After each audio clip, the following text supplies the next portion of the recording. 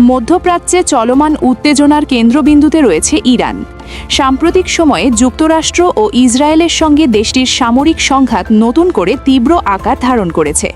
আন্তর্জাতিক বিভিন্ন সূত্রের তথ্য অনুযায়ী ইরানের একাধিক গুরুত্বপূর্ণ সামরিক ও কৌশলগত স্থাপনাকে লক্ষ্য করে হামলা চালানো হয়েছে। এর জবাবে ইরানও ক্ষেপণাস্ত্র ও ড্রোন হামলা চালিয়েছে বলে জানা গেছে। ফলে পুরো অঞ্চল জুড়ে নিরাপত্তা পরিস্থিতি অস্থিতিশীল হয়ে উঠেছে। তেহরান সহ দেশের বিভিন্ন বড় শহরে নিরাপত্তা ব্যবস্থা জোরদার করা হয়েছে। একাধিক বিদেশি দূতাবাস তাদের নাগরিকদের সতর্ক থাকার পরামর্শ দিয়েছে এবং অপ্রয়োজনীয় চলাচল সীমিত রাখতে বলেছে। আকাশ সীমায় বিধিনিষেধ আরোপ করায় আন্তর্জাতিক ফ্লাইট চলাচলেও বিঘ্ন দেখা দিয়েছে। অর্থনৈতিক ক্ষেত্রেও এর প্রভাব পড়েছে। ব্যাংকিং কার্যক্রম সীমিত আকারে চালু থাকলেও লেনদেনে ধীর গতি দেখা যাচ্ছে। কিছু এলাকায় জ্বালানি ও নিত্য প্রয়োজনীয় পণ্যের সরবরাহে সাময়িক বিঘ্নের খবর পাওয়া গেছে। সরকারি কর্মকর্তারা জানিয়েছেন, জরুরি সেবা ও সরবরাহ ব্যবস্থা সচল রাখতে প্রয়োজনীয় পদক্ষেপ নেওয়া হচ্ছে। যোগাযোগ ব্যবস্থায়ও প্রভাব লক্ষ্য করা গেছে।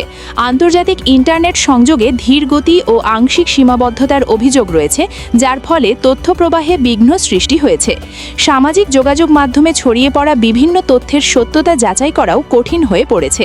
বিশ্লেষকদের মতে, বর্তমান উত্তেজনা দীর্ঘায়িত হলে তা আঞ্চলিক স্থিতিশীলতার পাশাপাশি বৈশ্বিক অর্থনীতিতেও প্রভাব ফেলতে পারে।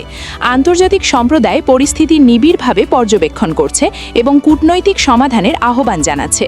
সার্বিকভাবে বলা যায়, ইরান বর্তমানে এক জটিল ও সংকটপূর্ণ সময় অতিক্রম করছে।